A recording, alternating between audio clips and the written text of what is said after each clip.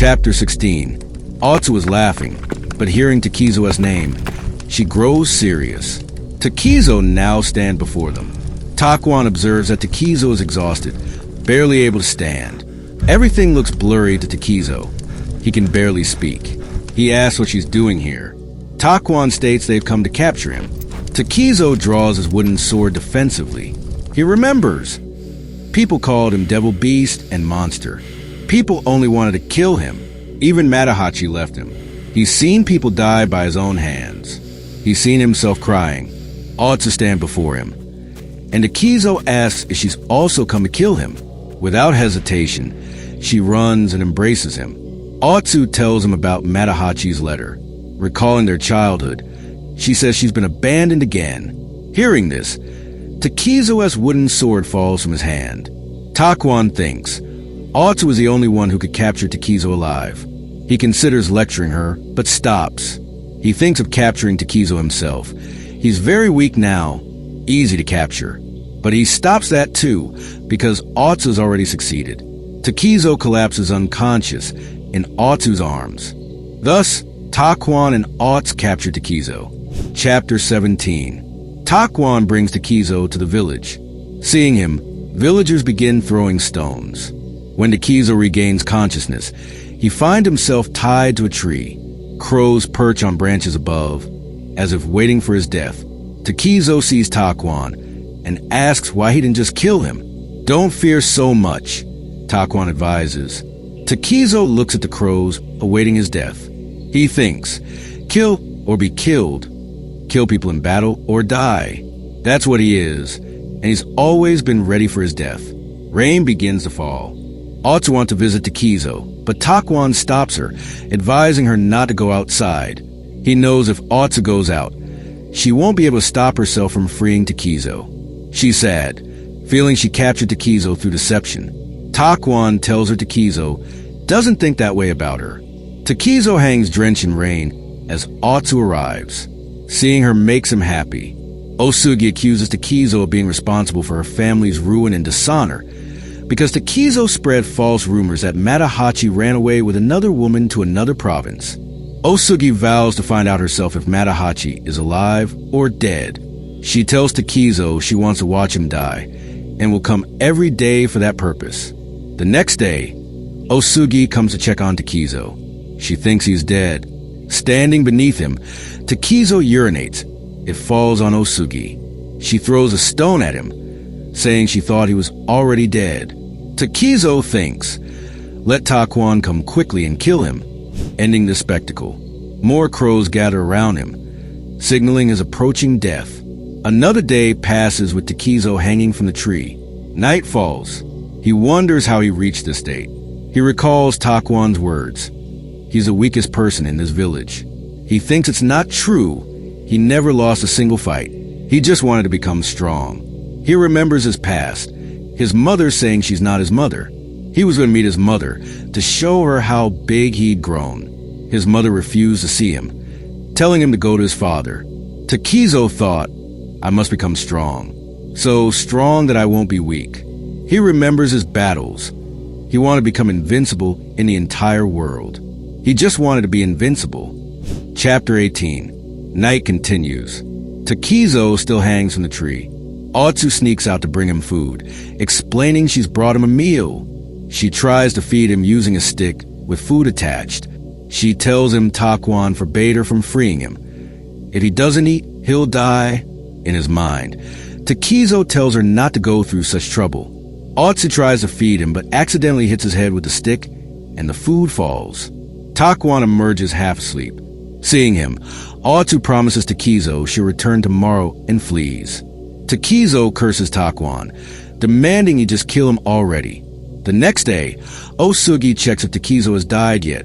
He hasn't. This time, Otsu accompanies her. Osugi tells Otsu to leave this temple and become Haneden family's daughter-in-law, living with them. She shouldn't forget they took pity on her. Takwon asks Osugi who will marry when Matahachi isn't here. She insists Matahachi will return. Osugi tells Otsu how she raised her, an orphan, wanting her to become a Haneden family member, living with them. Otsu considers this but declines. She tells Osugi she'll never forget their kindness, but she cannot become part of the Hanaden family. She hates Matahachi. He betrayed her. Therefore, she cannot become part of his family.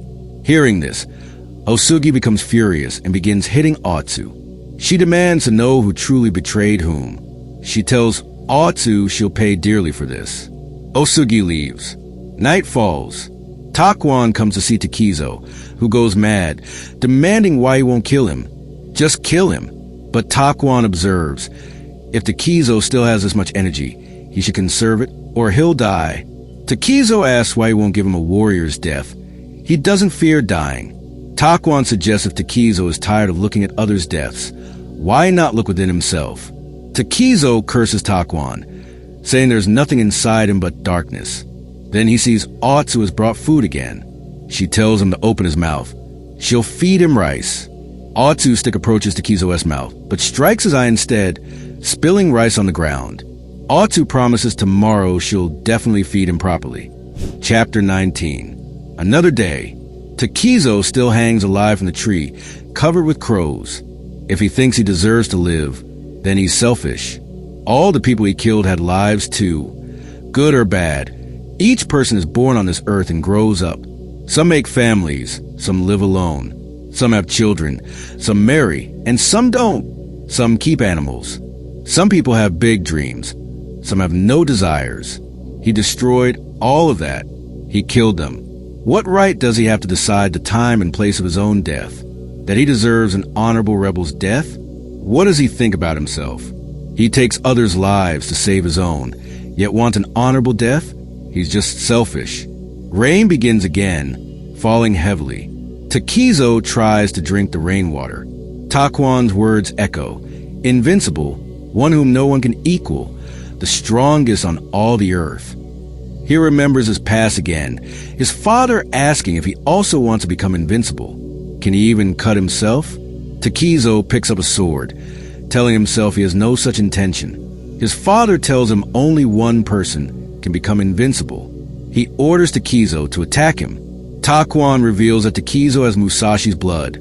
He'll grow strong and eventually become a threat to his own father. His father asks, "Shall I kill you?" Saying this, he attacks Takizo from above. The sword grazes Takizo's face, cutting hair from his head. Takizo doesn't move. His father observes. Look, he didn't even flinch. Takizo stands frozen. His father says there's nothing surprising. Of course people call Takizo Demon's Child. Returning to the present, Takizo cries, hanging from the tree. The tree is covered with countless crows. The entire tree seems filled with them. Atop the tree stands Tsuchike's Kohei. He asks Takizo how he's still alive. Hanging from this tree. Chapter 20. Hanging from the tree, soaked by rain, covered in mud, moldering in the sun. How is he alive? He lives as if he has something great to accomplish. But day by day, he grows filthier and more pathetic. Kohei says if heaven and hell truly exist, a murderer like Takizo will go to hell. They'll both go to hell, but he'll send Takizo there first. He cuts Takizo's rope and prepares to kill him when he notices Takuan's presence and flees. Kohei wonders who that was, whose mere gaze forced him to retreat. Osugi comes to check on Takizo as usual. He's not visible on the tree. Neither is Takizo himself. Puzzled, she runs to the temple, asking the working monk about Takuan and Otsu. She checks the temple rooms. No one is there. She thinks Takizo can't die so easily. Could he have escaped? In another room, Otsu hides, listening to everything. The priest approaches Osugi, who asks about Takizo. She suspects they let Takizo go. The priest tells Osugi that Takizo is dead. When the rope broke, he fell hard to the ground and died instantly. Perhaps he was already dead from weakness before falling. Osugi demands to see Takizo's body. The priest grows nervous, explaining Takizo's body was taken away by Himeji castle officials since he was a military criminal. Osugi tells the priest he's lying through his teeth. She examines a rope, clearly cut with a blade, not broken. She understands Takuan won't show her Takizo's body, which means only one thing, he's still alive. She declares that Takuan and his accomplices let Takizo go.